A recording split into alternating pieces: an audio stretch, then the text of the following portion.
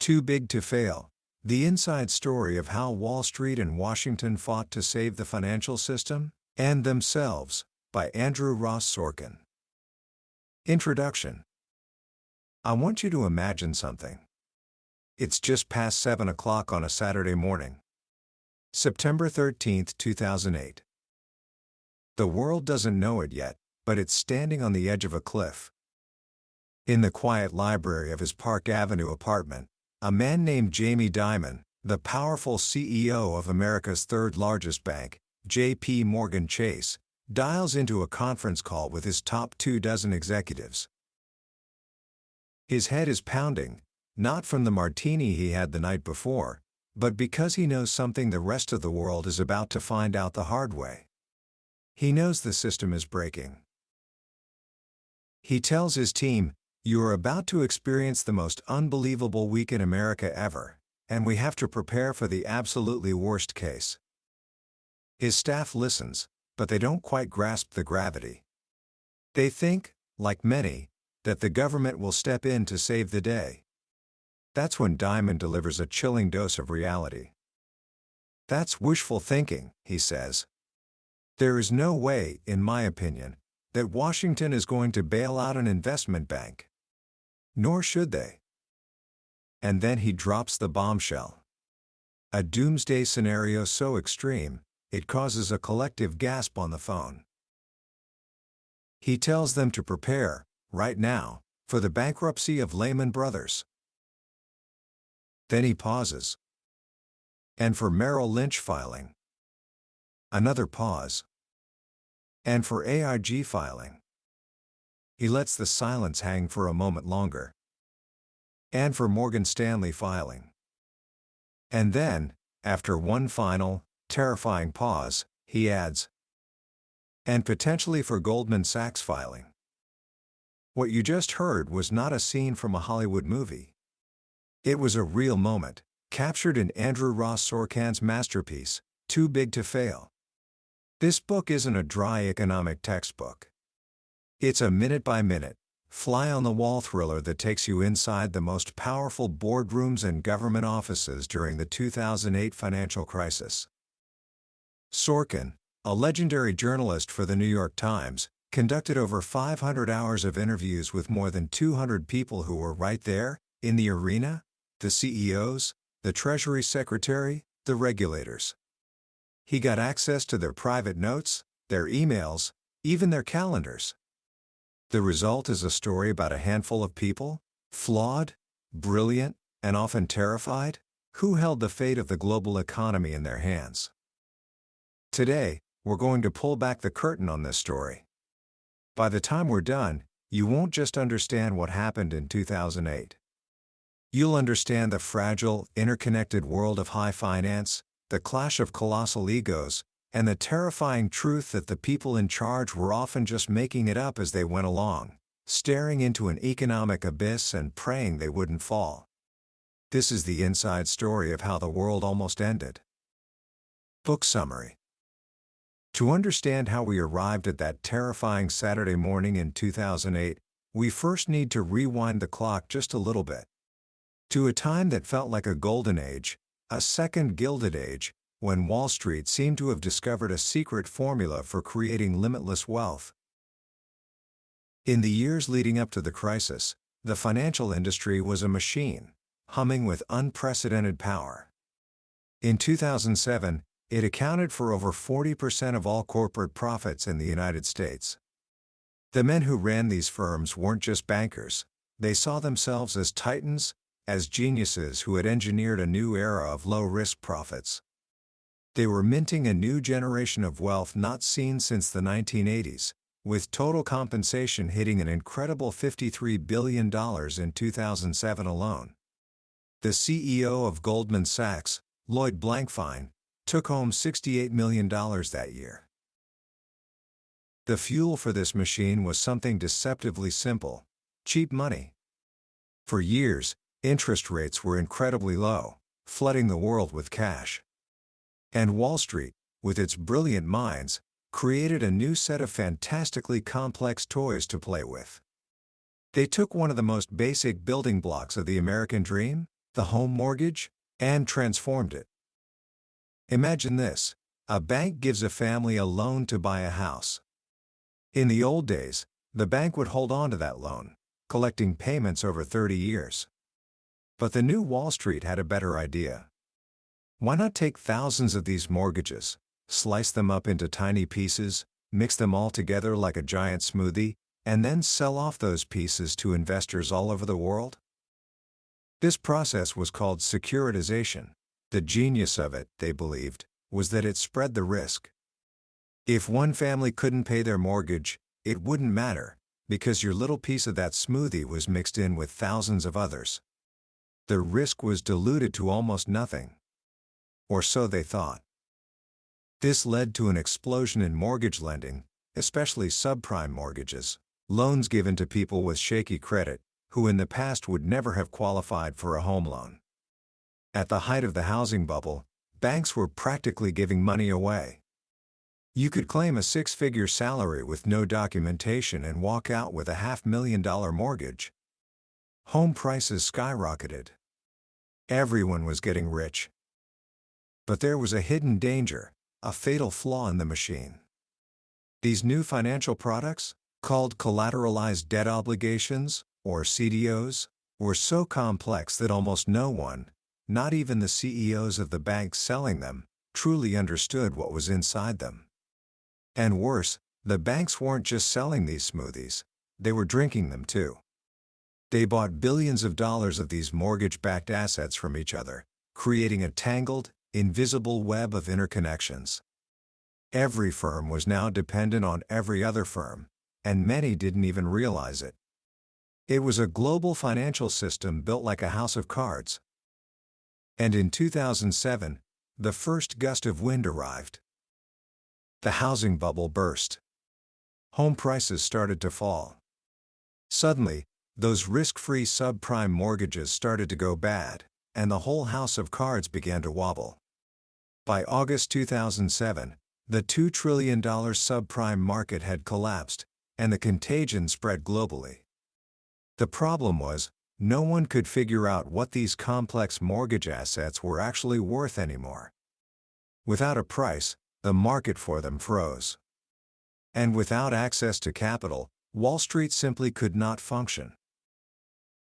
The first major casualty was Bear Stearns, the smallest and scrappiest of Wall Street's 5 big investment houses. In a shocking weekend in March of 2008, rumors that panicky investors were refusing to trade with Bear turned into a full-blown run on the bank. In an industry that runs on confidence, Bear Stearns had lost it all. This is where our story truly begins, with the government facing its first impossible choice. On one side was the principle of the free market: let failing companies fail. On the other was the terrifying reality of systemic risk.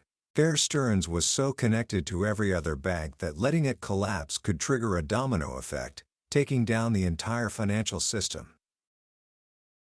The man in the hot seat was the Secretary of the Treasury, Henry Paulson. A straight-shooting Midwesterner and the former CEO of the mighty Goldman Sachs, Paulson was a man who believed deeply in free markets. He hated the idea of bailouts. But as he looked into the abyss, he blinked. Over a frantic weekend, Paulson and Tim Geithner, the intense, youthful president of the Federal Reserve Bank of New York, brokered a shotgun marriage.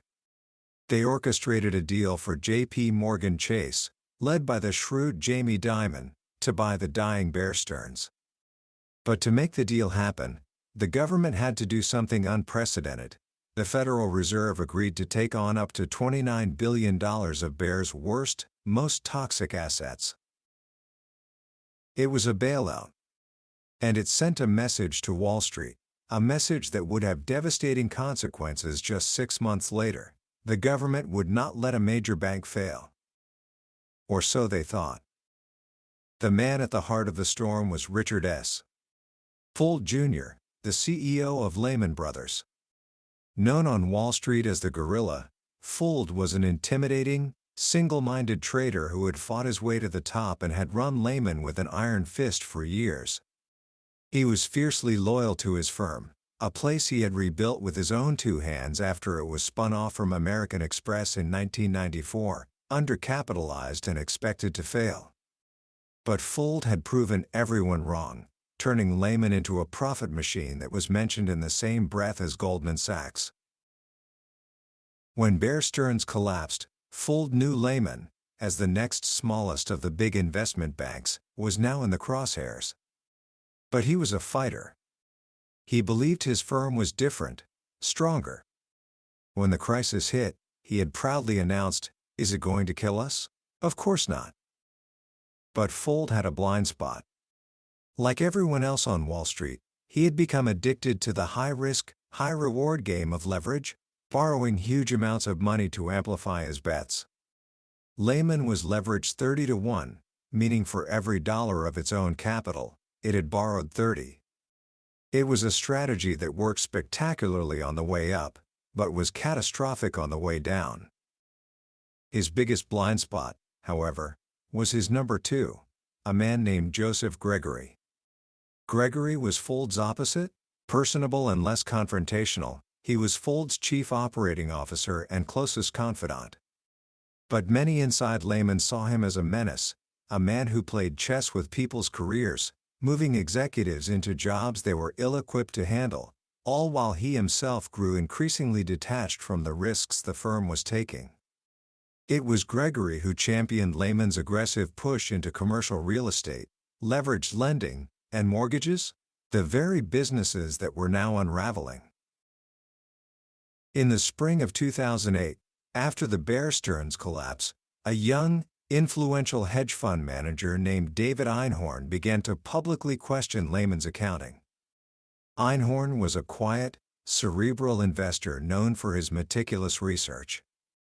At a major investment conference, he delivered a devastating presentation, methodically picking apart Lehman's financial statements. He argued the firm was hiding the true extent of its losses in its real estate portfolio. "It's time to dispense with the ad hominem attacks," Einhorn warned, alluding to Fuld's constant complaints about short sellers, "and get down to an analysis of what's really going on with this business." Einhorn's speech was a direct shot at Lehman's credibility, and it hit its mark. The firm's stock began a steady, grinding decline. Fuld was furious. He saw it as a conspiracy, a cabal of shorts trying to destroy his company.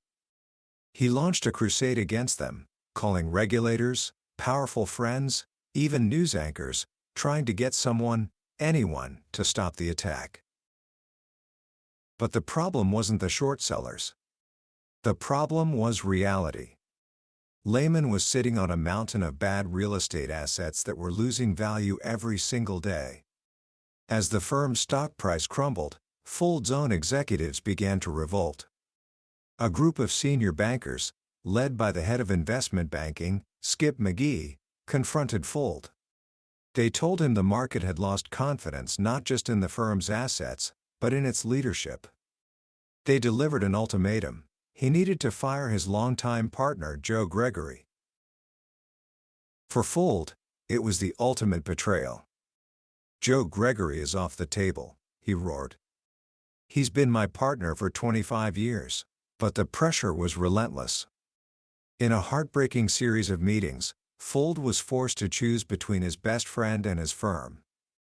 In early June, he finally pushed out Gregory, along with his controversial CFO, Aaron Callan, in a desperate attempt to restore confidence. He promoted a well-respected executive, Bart McDade, to be his new president. But it was too little, too late. The bleeding wouldn't stop. Fuld began a frantic, globe-trotting search for a capital infusion. He tried to woo Warren Buffett, but his offer was deemed too expensive.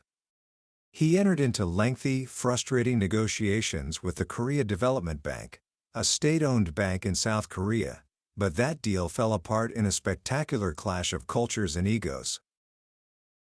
By early September 2008, Lehman Brothers was on life support. Fuld was running out of options and time. That brings us to the longest weekend in modern financial history. Friday, September 12, 2008. Lehman's stock was in a freefall. Henry Paulson, at the Treasury, knew he had to act. He didn't want another bailout, but he couldn't risk another Bear Stearns-style panic. His plan was to force a private sector solution.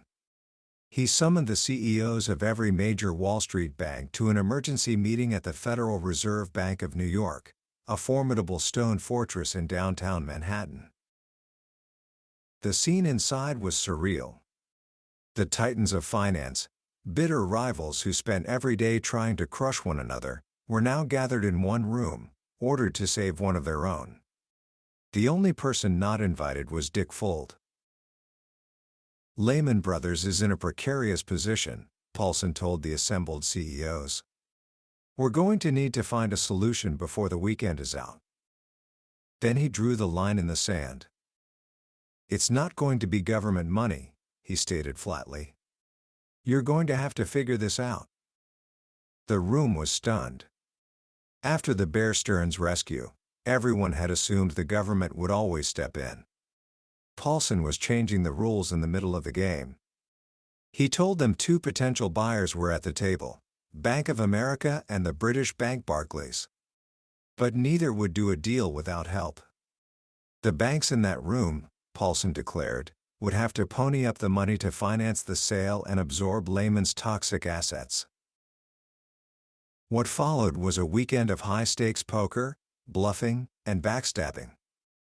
The first hope was Barclays.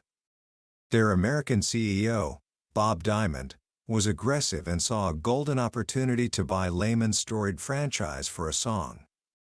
All weekend, teams of bankers worked around the clock, trying to hammer out a deal. The other Wall Street banks, reluctantly, started to agree to a plan to collectively fund the bad bank filled with Lehman's toxic real estate. It looked like a solution was at hand. Then, on Sunday afternoon, a devastating phone call came from London. British regulators, nervous about importing America's cancer, refused to provide the emergency approval Barclays needed to guarantee Lehman's trades. Without that guarantee, the deal was impossible. I can't believe this is happening now, Paulson said, beside himself. The Barclays deal was dead. All eyes then turned to Bank of America, led by its CEO, Ken Lewis. But Lewis was playing his own game. He had been looking at Lehman, but his real prize was Merrill Lynch, another Wall Street giant that was teetering on the brink. Over the same weekend, in a series of secret meetings, Lewis was negotiating to buy Merrill. He was using the Lehman crisis as leverage. By Sunday night, it was clear. No one was coming to save Lehman Brothers. Paulson, Geithner, and Bernanke had made a pact: no bailouts.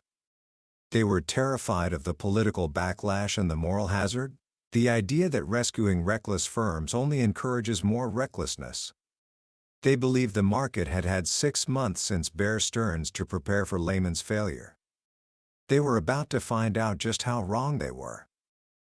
Late Sunday night, the board of Lehman Brothers gathered for one final, heartbreaking meeting.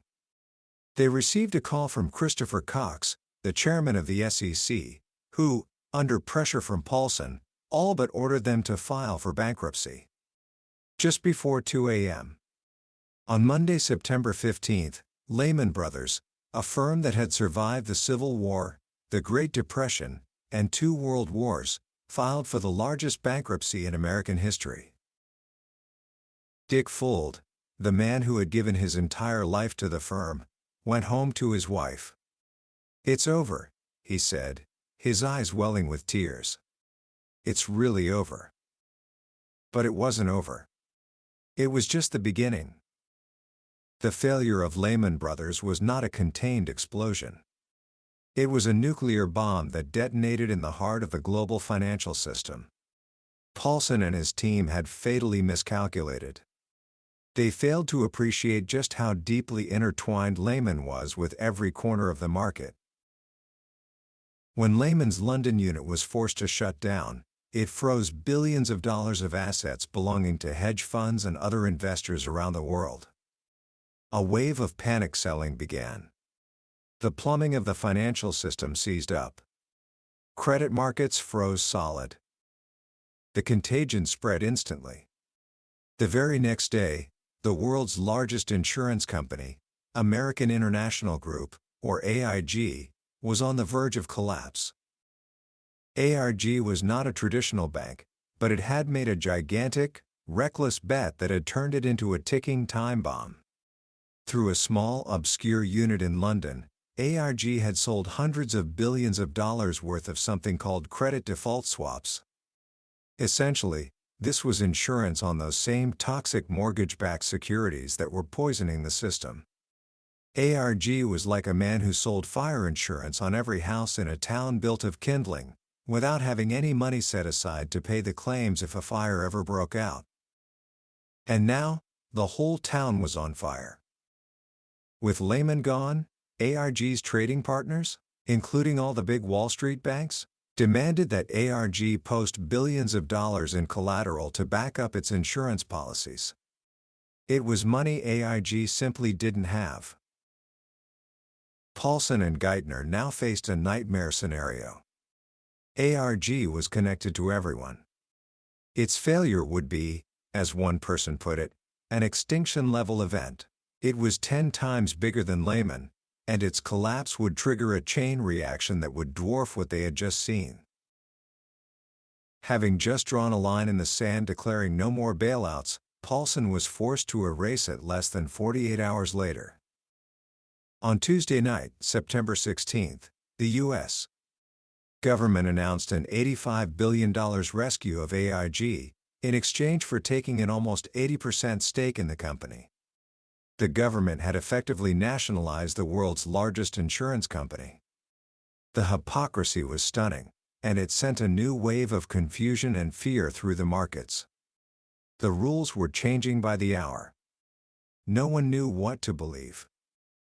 The panic now turned to the last two independent investment banks, Morgan Stanley and Goldman Sachs. John Mack, the CEO of Morgan Stanley, watched in horror as his firm's stock price plummeted. Hedge funds, terrified of getting their money trapped like they had at Lehman, began pulling billions of dollars out of their accounts at Morgan Stanley. It was a classic run on the bank, happening in the modern age of electronic transfers. Mack was a street fighter, but he was facing an enemy he couldn't beat: fear. Over a terrifying week, he scrambled to find a savior. He held talks with Wachovia, another struggling bank. He negotiated with the Chinese government for a capital infusion. But his most promising hope was a deal with the largest bank in Japan, Mitsubishi UFJ. For days, it was a nail-biting, around-the-clock negotiation, with the fate of his firm hanging by a thread until, at the very last minute, Mitsubishi agreed to invest $9 billion, saving Morgan Stanley from the brink. At the same time, even the mighty Goldman Sachs, the most profitable and revered firm on Wall Street, found itself under attack. Its stock was hammered. Clients were getting nervous. CEO Lloyd Blankfein, realizing that the independent investment bank model was dead, made a game-changing call to his only true lifeline, Warren Buffett. In a deal hammered out over the phone, Buffett agreed to invest $5 billion in Goldman Sachs. It was more than just money. It was the ultimate seal of approval. If the world's most respected investor was betting on Goldman, it had to be safe. The deal was expensive. Buffett extracted a sweet 10% dividend, but it worked. The panic around Goldman subsided. But the broader system was still in cardiac arrest. Credit markets were frozen. Banks weren't lending to anyone, not even to each other. Paulson realized he was playing a losing game of whack-a-mole, saving one institution only to see another one wobble. He needed a systemic solution. He needed a bazooka. His staff dusted off a plan they had drafted months earlier, code-named Break the Glass. The idea was for the government to buy up the toxic mortgage assets that were poisoning the bank's balance sheets, getting them off their books and unclogging the credit markets. This became the Troubled Asset Relief Program, or TARP. Paulson went to Congress, hat in hand, and asked for an unprecedented $700 billion. He told the congressional leadership in a private meeting, his voice filled with a fear they had never heard before, "If we don't act boldly, we could be in a depression deeper than the Great Depression."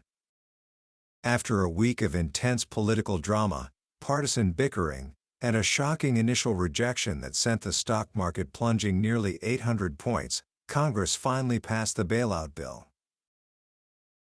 But even as the bill was being passed, Paulson and his team were realizing the plan to buy toxic assets was too complicated and would take too long. They needed to get money into the system now. So, they pivoted to a new, even more radical idea: direct capital injections. The government would buy stakes directly in the nation's banks. It was the final, unthinkable step. On Monday, October 13th, Paulson summoned the CEOs of the 9 largest banks in America, including Goldman Sachs, Morgan Stanley, J.P. Morgan, and Citigroup, to a meeting at the Treasury Department in Washington. In the stately conference room, under the portrait of Alexander Hamilton, Paulson delivered his ultimatum. He told them that each of them would be required to take a capital injection from the U.S. government. They wouldn't be asking for the money, they would be told to take it.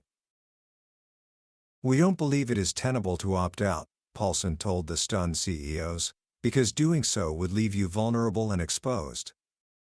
Some of the bankers were furious.